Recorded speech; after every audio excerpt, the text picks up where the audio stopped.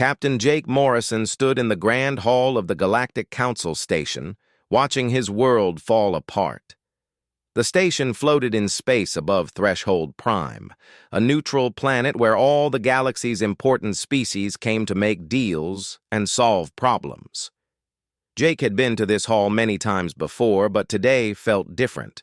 Today felt like failure. The Zentari representative, a tall being named Vex Thara, with silver skin and 4 arms, was speaking to the council. Her voice was calm and professional as she explained why her people were breaking their agreement with humanity. The Zentari government has decided to withdraw from our defense pact with Earth, Vex Thara said.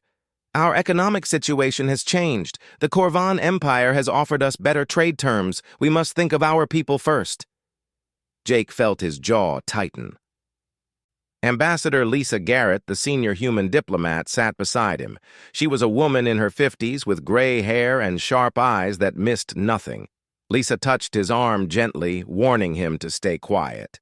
Not yet, her look said. Around the circular hall, representatives from dozens of alien species watched. Some looked bored. Others seemed interested in the drama. None of them looked surprised. This was just normal business to them.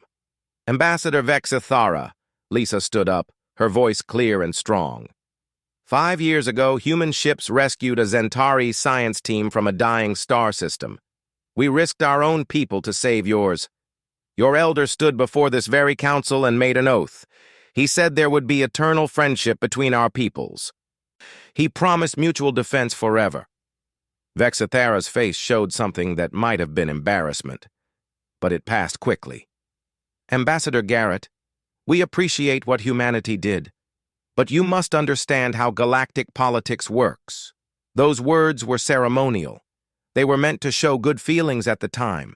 No one expects such promises to last forever. Circumstances change. Alliances shift. This is the way things have always been done. But it was an oath, Jake said, unable to stay quiet anymore. A promise. Your elder gave his word. Vex Thara looked at him with what seemed like pity. Captain Morrison, you are new to the galaxy. In space, everyone makes grand promises. They sound beautiful in the moment, but when reality arrives, when money and power are at stake, these words fade away. Your species will learn this in time. Other council members nodded.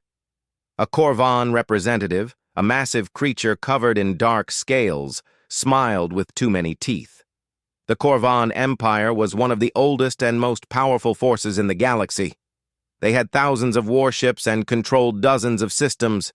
When they wanted something, smaller species like the Zentari usually gave it to them. The decision is final, Vex Thara said. In 30 days, our ships will leave human space. We wish Earth well, but we must follow our own path now. The council session ended. Jake and Lisa walked through the station's long corridors back to the human quarters. Neither spoke for a while. Finally, Lisa broke the silence. We knew this was coming, she said quietly. Our intelligence officers warned us the Corvan were pressuring the Zentari. Without their fleet positions in the outer reach, our colonies are vulnerable. We'll have to pull ships from other areas to cover the gap. That's not what bothers me, Jake said. He stopped walking and looked at Lisa. Did you hear what she said? That oaths don't mean anything out here. That promises are just nice words people say and then forget. Lisa studied his face. You're upset because it goes against everything we believe. On Earth, when you give your word, it matters, Jake said. A promise is sacred. An oath is binding. If you break your word, you lose everything. Your reputation, your honor, your place in society. But here, in this galaxy we're trying to join, nobody cares. Promises are like smoke. They disappear the moment they become inconvenient. We're not in Kansas anymore, Lisa said with a sad smile. Or Earth. For that matter, these species evolved differently than we did. They have different values. Jake started walking again, his mind working. There has to be something we can do. We saved those Zentari scientists. We've helped dozens of species since we joined the Council. Doesn't any of that matter? To them? Apparently not. Lisa sighed. We have 30 days to figure out how to protect our colonies without the Zentari support. That's our priority now. They reached the human quarters. Commander Ben Holland was waiting for them. He was Jake's second in command, a solid officer with a calm head in crisis. But even Ben looked worried now. How bad is it? Ben asked. Bad, Lisa said. The Zentarii are out, the Korvan are flexing their muscles, and we just learned that in galactic politics, gratitude has an expiration date. Jake walked to the window and looked out at the stars. Somewhere out there were human colonies full of farmers, miners, scientists, and families. They trusted Earth to keep them safe. They trusted that the alliances Earth had made would hold. But what if those alliances were built on words that meant nothing? What if every promise humanity received was just empty air? There has to be a difference, Jake said softly, between humans and everyone else out here. We can't be the only ones who believe in keeping our word. Lisa came to stand beside him. Maybe we are. Maybe that's what makes us different. The question is, what do we do with that difference? Jake didn't have an answer yet, but as he looked at the stars, he felt something growing inside him. Not anger, exactly. More like determination. Humanity was new to the galaxy, yes. They were weak compared to empires like the Korvan. But they had something these old, powerful species seemed to have lost. They remembered their promises, they valued their oaths, and they never forgot when someone helped them. Maybe, just maybe, that was worth something after all. I need to do some research, Jake said. There must be records of every time we've helped other species, every promise we've made and kept, every person or group we've saved or supported. Why? Ben asked. Jake turned from the window, his eyes bright with an idea he couldn't quite put into words yet. Because if oaths don't matter to them, we need to show them why oaths should matter.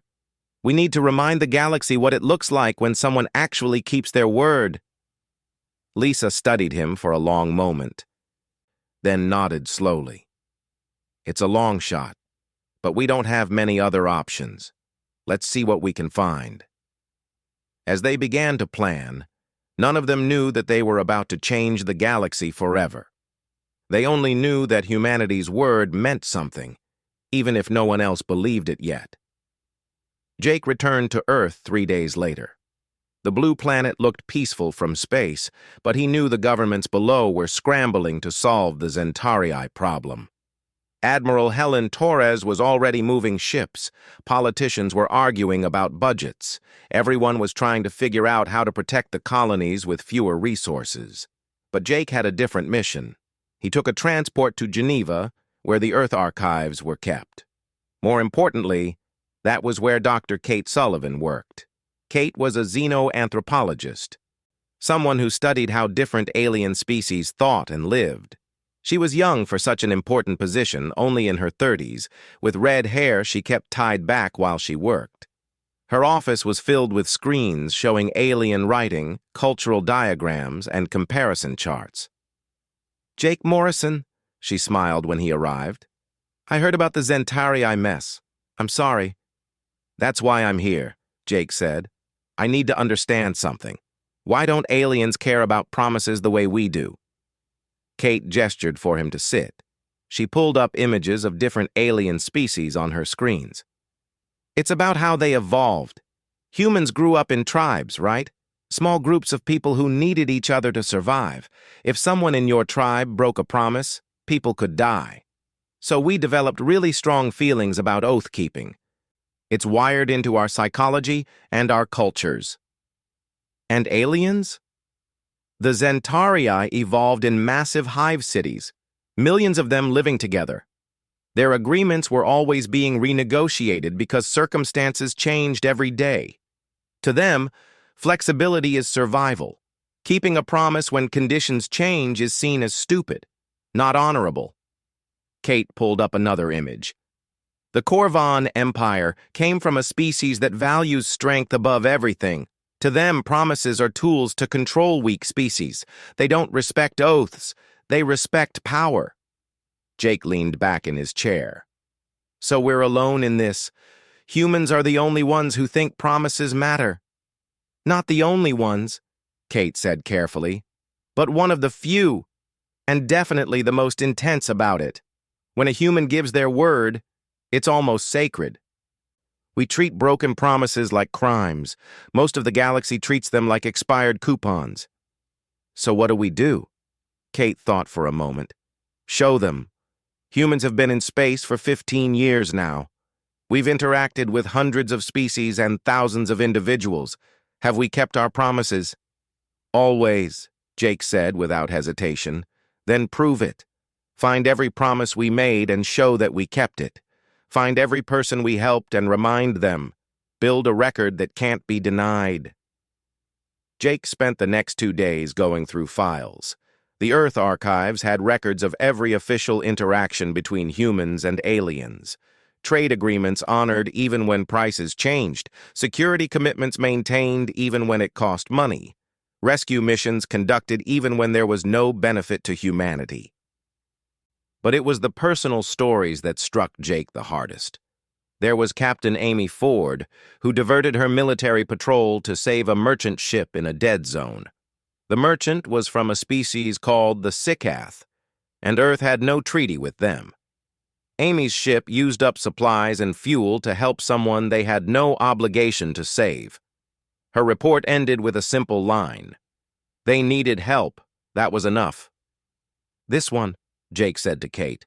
This merchant, can we find him? Kate ran a search. Varkin, he's still trading, currently at Frontier Station Mercy, about 3 weeks away. I need to talk to him. Jake, you're a military captain. You can't just chase down random merchants. Ambassador Garrett approved my leave, Jake said. And this isn't random. This is proof that human promises mean something. The journey to Frontier Station Mercy gave Jake time to think. He brought Lieutenant Chris Hayes with him, a security officer who had experience dealing with alien cultures. Chris was quiet and competent, the kind of person you wanted watching your back in an unfamiliar station. Frontier Station Mercy was a trading hub at the edge of human space. Ships from dozens of species docked there to buy, sell, and exchange information. The station was a mess of different architectures and atmospheres. Humans walked alongside aliens of every shape and size. Finding Varkin took 2 days of asking around. Finally, they located him in a warehouse district, overseeing the loading of cargo onto his ship. The Sikath were insect-like beings, with 6 legs and bodies covered in a hard shell. Varkin was dark blue with markings that indicated his age and trading rank. Varkin, Jake approached carefully. My name is Captain Jake Morrison. I'm from Earth. Varkin's multifaceted eyes studied Jake. I know who humans are. What do you want, Captain? If you're trying to sell me something, I'm not interested. I'm not selling anything. I wanted to ask about 3 years ago, when your ship had engine failure in the dead zone. Captain Amy Ford helped you. Varkin went very still. In Sikath body language, that meant surprise. Why do you ask about this? Because I want to understand something. Captain Ford had no reason to help you. We had no treaty with your people. She used up her ship's supplies and fuel. She got nothing in return. Why do you think she did it? Varkin was quiet for a long moment. I have asked myself this question many times. In 70 years of trading, no one has ever helped me without wanting payment. Species help their allies because of treaties. They help the powerful because they want favors. But your Captain Ford helped me because, as she said, it was the right thing to do. And what did you think of that? I thought humans were fools, Varkin said honestly. I thought you would come later asking for something big. But no one ever came. No bill. No favor requested. No debt called in. For 3 years I have wondered about this. We don't keep score, Jake said. We help because we should. We give our word and we keep it. That's just who we are. Varkin's antennae twitched in what might have been confusion or respect. This is not normal in the galaxy, human. I'm learning that, Jake said. The Zentari are breaking their oath to us. They say it's normal that promises don't really mean anything. Is that true? Yes, Varkin said. That is how most species think. Alliances change. Promises are made for the moment. Only fools or the desperate keep oaths when circumstances change. Then I guess humans are fools, Jake said quietly. Varkin made a clicking sound. Laughter, maybe. Perhaps. But I am alive because of your foolishness. My crew has families because your Captain Ford was foolish enough to help. If this is foolishness, the galaxy needs more of it. The Zentari are leaving us vulnerable. Our colonies could be in danger. I can't offer you anything, Varkin. But I wanted you to know something. Humans helped you because it was right. We kept our word to our own people, because that's who we are. If others speak badly about humanity, I hope you'll remember Captain Ford. Varkin studied Jake for a long time. You are asking me to spread word about human character, to tell others that humans keep their promises. I'm not asking you to do anything, Jake said. I just wanted you to know the truth about us. I am Seakath, Varkin said. We are traders.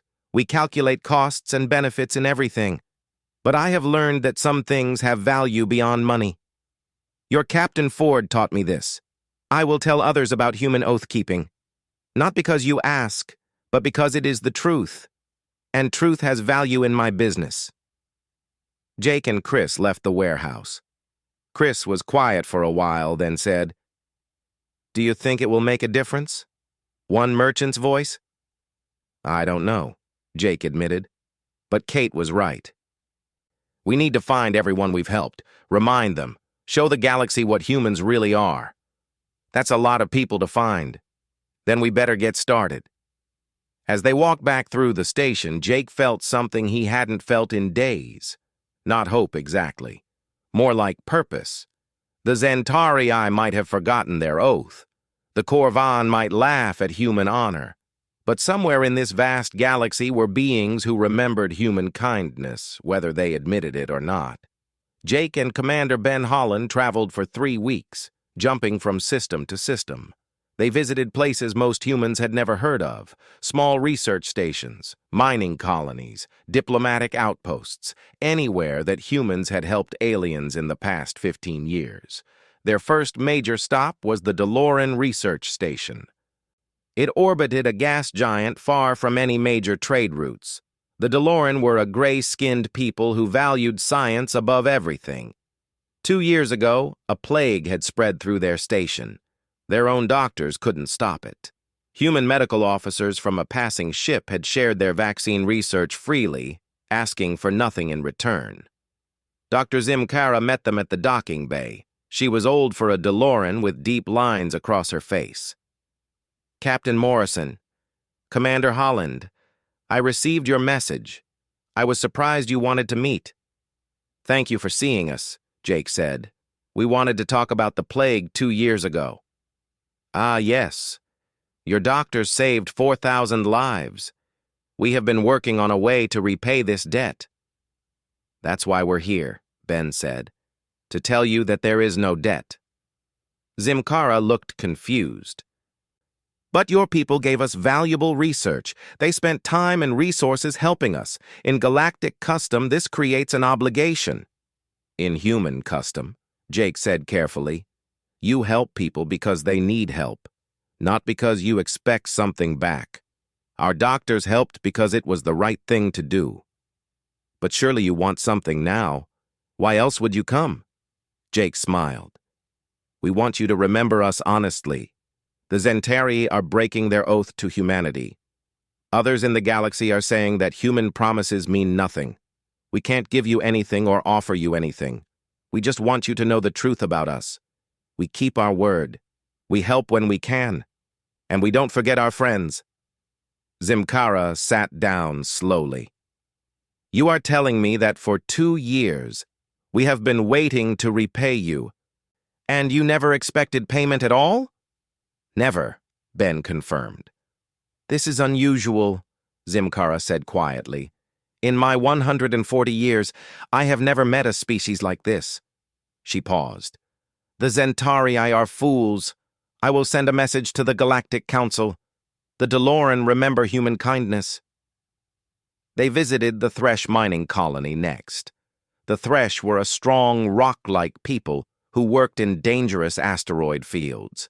A natural disaster had destroyed their water purification systems 3 years ago. Human engineers had come and rebuilt everything, working around the clock for 2 weeks. The Thresh had offered payment. The humans had refused, saying they were glad to help neighbors. The colony leader, a massive being named Krell-Talk, listened to Jake's story. The Zentarii say promises mean nothing? That's how the galaxy works, apparently, Jake said. Krell-Talk made a grinding sound, like rocks scraping together. Laughter. The Zentarii are soft. They live in climate-controlled cities and have never known real hardship. Out here on the frontier, your word is all you have. The Thresh understand this. Humans understand this. We will remember. The pattern repeated at every stop. The Nuvani Diplomatic Corps, whose ambassador's daughter had been saved by human surgeons. The Krell Defense Outpost, where human reinforcements had arrived during a pirate attack, even though there was no formal alliance. The independent trading stations where human ships had shared supplies during shortages. Every species, every individual said the same thing. They had assumed human help was transactional. They thought humans were playing a long game, building up favors to call in later. Learning that humans simply helped because it was right shocked them deeply. Back on the ship, Alex Turner monitored galactic communications. Alex was a communications specialist, a young woman who understood alien languages and cultures better than most diplomats. She had been tracking message traffic across the known galaxy. "Captain," she called Jake to her station, "you need to see this." The screens showed communication patterns lighting up like fireworks. Messages were flying between systems, between species, between individuals. Alex highlighted key phrases being repeated over and over. Human honor. Earth keeps promises. They helped us and asked for nothing. It's spreading, Alex said, her eyes wide. Word about humanity is spreading faster than anything I've ever seen. Minor species are talking about us. Independent stations are vouching for our character. Even some Korvan nobles are sending private messages questioning their empire's treatment of Earth. How is this possible? Ben asked. Because nobody talks like this about any species, Alex explained. Trade agreements? Sure. Military power? All the time. But actual trustworthiness? Genuine kindness without expecting anything back? That's not how the galaxy works. Humans are breaking the pattern, and everyone is noticing. Jake pulled up the communication logs. There were hundreds of messages flowing into the Galactic Council. Thousands more between private individuals and groups, all talking about humanity's character. A message came through from Ambassador Lisa Garrett. Jake, whatever you're doing, keep doing it. The Zentarii Council is receiving massive pressure from unexpected sources. Vexithara has requested a private meeting with me. She sounds confused. That evening, Jake sat in his quarters and read through the messages. One stood out. It was from a young Sikath trader named Kelvin. The message was simple. My father is Varkan. He told me about Captain Amy Ford and how humans help without counting the cost. I am spreading this story to every station I visit. The galaxy should know that some species still have honor. Ben found Jake reading the message. Can't sleep? Just thinking, Jake said. We didn't do anything special, Ben. We just reminded people of things that actually happened. Human ships helped them. Human doctors saved them. Human engineers built things for them. All we did was connect the dots and show them that we didn't want anything in return, Ben added. That's the part they can't understand. Every species out here is taught that nothing is free. Everything has a price, but humans actually help just to help. Do you think it will be enough? Jake asked. To save our colonies? To keep the Zentarii from leaving? Ben shrugged. I don't know, but it's already more than I thought possible. You've got the whole galaxy talking about human character. That's something. A new message arrived. This one was marked urgent from the Galactic Council station. Jake opened it and read quickly. His eyes widened. What is it? Ben asked. Emergency council session, Jake said. 3 days from now. The Corvan Empire has demanded it. They're calling human behavior a political weapon that threatens galactic stability. They're scared, Ben realized. We've got species vouching for us, talking about us, trusting us. That threatens the Corvan's power structure. And the Zentarii are caught in the middle, Jake said, between honoring their oath to us or staying in the Corvan's good graces. Alex's voice came over the ship's communication system. Captain, you should see this. The Krell Defense Outpost just sent a fleet to patrol near human space. They say they're protecting their friends. The DeLorean Research Network is sending medical supplies to our colonies. The Thresh miners are offering refined metals at cost. Captain, species are helping us without being asked. Jake and Ben looked at each other. Something was happening that neither of them fully understood. Humanity's simple act of keeping promises and remembering kindness was creating ripples across the galaxy. Species that had never worked together before were suddenly coordinating to support Earth. We need to get to the council station, Jake said. Whatever happens in that emergency session, we need to be there. The ship turned toward Threshold Prime, racing to reach the council before the Corvan made their move. Behind them, across dozens of systems, the echoes of human gratitude continued to spread, and the galaxy was listening. The Galactic Council chamber was packed. Representatives from every major species filled the seats, and observers crowded the upper levels. Jake stood with Ambassador Lisa Garrett and Commander Ben Holland in the human section. The tension in the room was thick enough to cut. Warlord Krexnor of the Corvan Empire stood at the center speaking platform. He was enormous, covered in dark scales that looked like armor. His voice boomed across the chamber.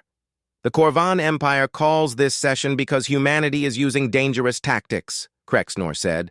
They spread stories, they manipulate emotions, they turn species against each other by claiming moral superiority. This threatens the stability of galactic civilization. Lisa stood up.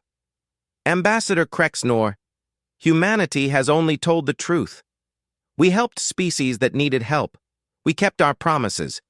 If that threatens your empire, perhaps you should examine why. Krexnor's eyes narrowed. The human ambassador speaks of truth.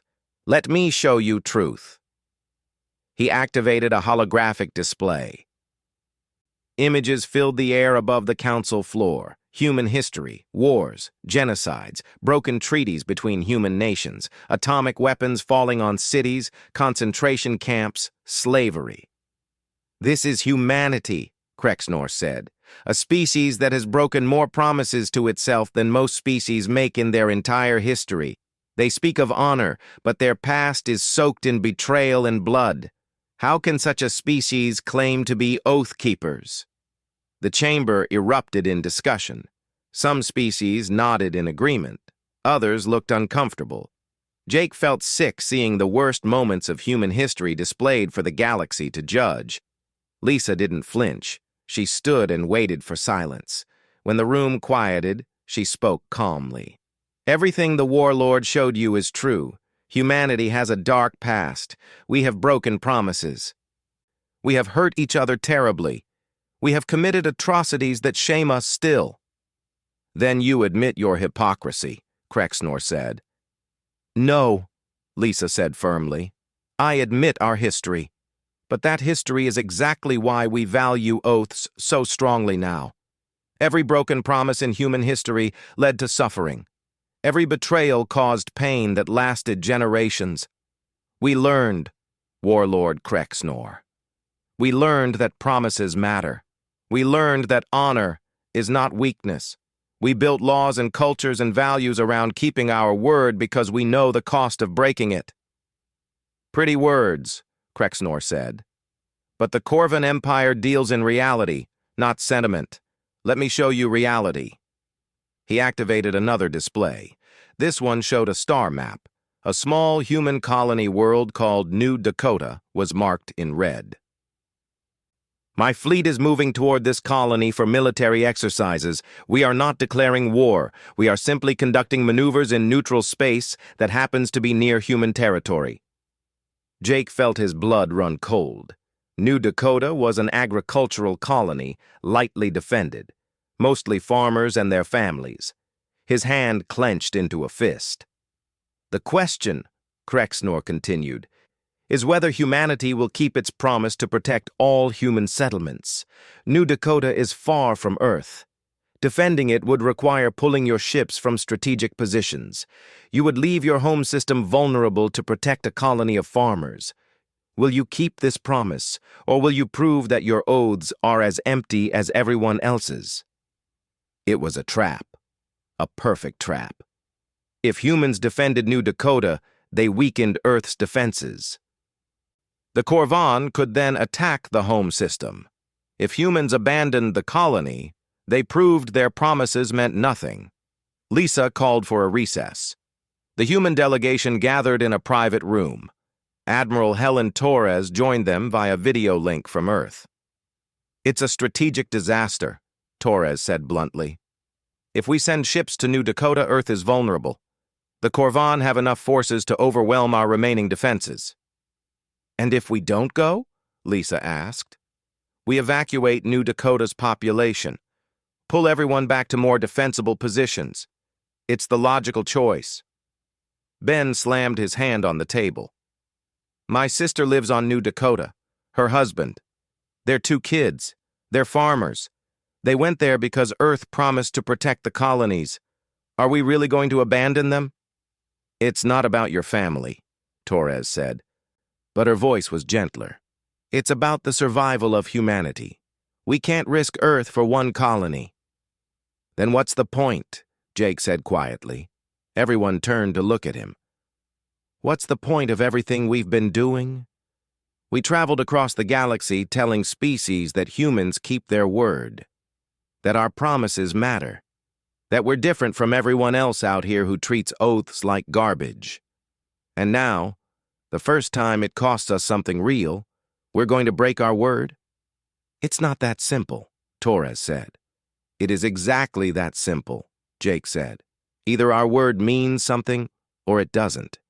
Either we keep our promises when it's hard, or we're just like everyone else. The Corvan think they've trapped us, but they've actually shown the galaxy what this is really about. Are human oaths real, or are they just political theater? Lisa sat down heavily. If we defend New Dakota, we might lose Earth. That's billions of lives. If we abandon New Dakota, we lose who we are, Jake countered. And then the Corvan win anyway because they've proven that human honor is fake. Ben stood up. I'll lead the defense fleet. I volunteer. Ben, you'll probably die, Torres said flatly. Maybe. But my sister and her kids will know that Earth kept its promise, that humanity's word actually means something. I'm going. Silence filled the room. Then others began volunteering. Ship captains, Marines, pilots. Alex Turner volunteered to handle communications. More and more people said they would go to New Dakota, knowing it might be their last mission. Jake watched this happen and felt something break open in his chest. These people understood. They knew the cost of honor. They were willing to pay it. Lisa made her decision. We defend New Dakota. Full deployment. Admiral Torres, I know this is risky, but we're going anyway. Torres was quiet for a long moment. Understood, Ambassador. I'll have my resignation ready for when this is over. If we survive, I'll be resigning too, Lisa said. Along with everyone else who made this choice. But at least we'll resign knowing we kept our word. They returned to the council chamber. The room went quiet as Lisa approached the speaking platform. Krexnor watched her with his predator's eyes, confident he had already won. The Korvan warlord has asked if humanity will keep its promise to defend New Dakota, Lisa said. Her voice carried clearly through the chamber. The answer is yes. We will defend our colony. We gave our word to protect our people, and we will keep that word, whatever the cost. Even if it means leaving Earth vulnerable? Krexnor asked. Even then, Lisa said simply. Krexnor smiled, showing all his sharp teeth. Then you have chosen death over wisdom. My fleet will enjoy testing your resolve. Jake stood beside Ben, watching the Corvayan's confidence. Around them, the other species whispered and argued. Some thought humanity was brave, others thought they were suicidal. None of them seemed to understand that humans didn't really have a choice, not if they wanted to remain who they were. We leave in 6 hours, Ben said quietly. I need to send a message to my sister. Tell her we're coming. Tell her we're keeping our promise, Jake said. The human delegation left the chamber. Behind them, the galaxy watched and waited to see if human honor was real or just another beautiful lie. In 3 days, the Korvan fleet would reach New Dakota, and humanity would either prove itself or break forever. The price of honor, Jake thought, might be everything they had, but some prices had to be paid, or nothing meant anything at all. The human fleet arrived at New Dakota 3 days later. 27 ships pulled from defensive positions across human space. It wasn't nearly enough to stop the Korvan armada, but it was everything humanity could spare without leaving Earth completely undefended. Admiral Helen Torres commanded from the flagship Constellation. Jake stood on the bridge beside Commander Ben Holland, watching the colony world spin below them. It looked peaceful, green and blue, with a few small cities scattered across the continents. 50,000 people lived down there, farmers mostly. People who just wanted to grow food and raise families. Korvan fleet approaching, the sensor officer called out. 68 warships. They'll be in weapons range in 30 minutes. Torres's face was stone. All ships, battle formation. Marines, prepare boarding defenses. And someone tell the colony to get everyone into the shelters. Ben stared at the tactical display. 68 Korvan ships against 27 human vessels. The math was brutal. We're going to die here, he said quietly. Probably, Torres agreed. But we're going to make them remember us. Jake opened a communication channel to the Korvan flagship. Warlord Krexnor's face appeared on the screen, amused and confident. Captain Morrison, you actually came. I did not think humans were this foolish. We keep our promises, Jake said simply. We gave our word to protect this colony. Here we are. And you will die here, Krexnor said. There is no shame in retreat, Captain. Pull your ships back. Let us pass. Save your people for battles you can actually win. No, Jake said. We stand. Krexnor shook his massive head. Honor without wisdom is just suicide. Very well. I will make your deaths quick. The channel closed. Jake looked at Ben. Any last words? Yeah, Ben said. I'm glad my sister will know we came. That's enough for me. Then something impossible happened. The sensors started screaming. Ships were emerging from hyperspace. Not Korvan ships. Different vessels from dozens of species. Sikath merchant fleet arriving, the sensor officer called out. His voice shocked. 12 ships, heavily armed, DeLorean medical vessels, 6 ships, Thresh mining haulers, 15 ships, they've mounted mining lasers as weapons. Captain, I'm reading ships from over 30 different species. Jake stared at the display as more and more vessels appeared. The Sikath merchants led by Varkin, their trading ships bristling with improvised weapons. The DeLorean came with medical ships ready to treat casualties. The Thresh brought their huge industrial vessels, slow but incredibly tough. The Nuvani sent diplomatic escorts. The Krell defense fleet arrived in battle formation. And then, shocking everyone, a Zentari fleet appeared. 50 warships, the same ships that had been pledged to defend human space before the Zentari broke their oath. Vexithara's face appeared on the communication screen. She looked different than before, less cold, maybe even embarrassed. Captain Morrison, Admiral Torres, the Zentari Council has voted to honor our original oath. We were wrong to break it. Humans taught us that promises matter not because they are convenient, but because they define who we are. More ships kept arriving, species that humanity had helped over the years, species that had watched humans keep their word again and again. They came not because of treaties or trade deals, but because they remembered.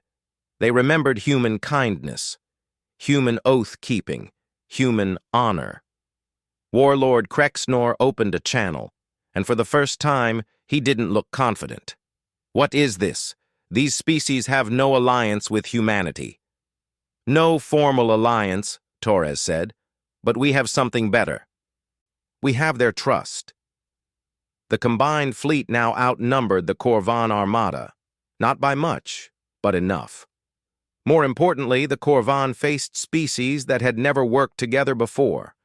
Seeketh merchants alongside Deloran scientists. Thresh miners working with Nuvani diplomats, all united to defend humanity. This is unprecedented, Krexnor said slowly. You have brought chaos to galactic order. No, Jake said. We've shown that there's something stronger than fear and power, gratitude, trust, the memory of kindness given freely. The Corvan fleet held position for a long moment. Then, slowly, they began to withdraw. Warlord Krexnor's final message was short. You are strategically foolish but honorable. The Corvan Empire will remember this. As the Corvan ships jumped to hyperspace, the bridge of the constellation erupted in cheers. People were hugging, crying, laughing in disbelief. They had survived. New Dakota was safe. Ben was on his knees, tears streaming down his face. My sister is safe. My family is safe. Jake helped him up. We kept our word. Varkin's voice came over the communication channel. Captain Morrison, did you really think we would let you face the Corvan alone? You saved my life and asked for nothing. The Seekath pay their debts. We didn't do it for payment, Jake said. I know, Varkin said, and Jake could hear the smile in his voice. That is exactly why we came. Over the next hours, Jake spoke with representatives from every species that had come to help. All of them said the same thing in different ways. Humanity had helped them when no one else would. Humans had kept promises when it cost them. Now it was time to show humans that gratitude could echo across civilizations. 2 weeks later, the Galactic Council held a historic session. The chamber was full again, but the atmosphere was completely different. Ambassador Lisa Garrett stood at the speaking platform, with Jake and Ben beside her. The recent events at New Dakota have shown us something important, Lisa said. Oaths matter. Promises are not just political tools. They are the foundation of real relationships between species. She pulled up a document on the holographic display. Earth proposes a new treaty framework.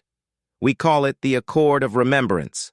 Species who sign pledge to honor their oaths absolutely, to remember kindness shown to them, to keep their promises even when circumstances change.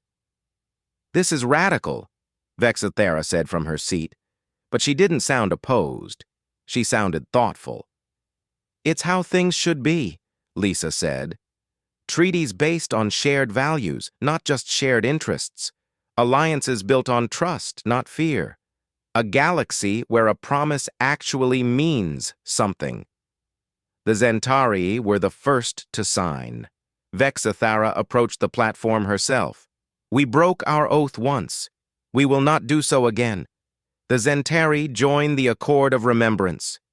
Then came the Seekath, the Deloran, the Thresh, the Nuvani, the Krell. Dozens of species, major and minor, came forward to sign. Even some individual Corvan nobles broke with their empire to sign personally, saying they admired the human concept of honor. Not every species joined. The Corvan Empire refused, calling it weak. Some others stayed neutral, waiting to see if this new system would actually work, but enough signed to matter, enough to change something fundamental in how the galaxy operated. Months later, Jake visited New Dakota with Ben. They walked through fields of wheat under a blue sky. Ben's sister Karen was there with her husband and kids. The children played while the adults talked. "The Council put a multi-species defense station in orbit," Karen said. "Ships from 6 different species rotating through. All because you kept your word to protect us." "We just did what we promised," Jake said. "That's the point," Karen's husband said. "Everyone else thought promises were just words. You showed them promises are bonds, oaths are sacred, and gratitude can change the galaxy." One of the children, a girl about 8 years old, came running up. "Uncle Ben, who are all those different aliens on the station?" Ben picked her up. "They're friends, sweetheart. We helped them when they needed it, and they remembered. That's what humans do. We keep our word, and our gratitude echoes across civilizations." The girl seemed satisfied with this answer and ran off to play. Jake watched the ships moving across the sky. Human vessels alongside Sikath traders and Deloran science ships and Zentari warships. Species that had never cooperated before, now working together because they shared something more powerful than treaties. Dr. Kate Sullivan had been right. Humans weren't stronger than other species. They weren't smarter or more advanced, but they had something powerful. The ability to remember kindness, to keep promises regardless of cost. To inspire others through consistency of character. "Do you think it will last?" Ben asked. "The accord of remembrance, this new way of doing things." Jake thought about it. "Maybe not forever, but we've shown the galaxy a different way. That has to count for something." That night, Jake stood on a hill outside Karen's farm, looking up at the stars. Somewhere out there were species he had never met, on worlds he had never seen. But word was spreading. Stories were being told. About humans who kept every oath close. About a species that valued honor above convenience. About people who proved that gratitude could echo across civilizations. The galaxy was vast and old. It had seen empires rise and fall. It had witnessed wars and peace, alliance and betrayal. But maybe, just maybe, humanity had added something new to that ancient story. The idea that promises matter, that kindness is remembered, that an oath, once given, is sacred, and that simple truth, Jake thought, might change everything. Above him, the stars shone bright. Human ships patrolled alongside alien vessels. New friendships were being formed. Old wounds were healing. The galaxy was learning a new song, and humanity was teaching it. One promise at a time.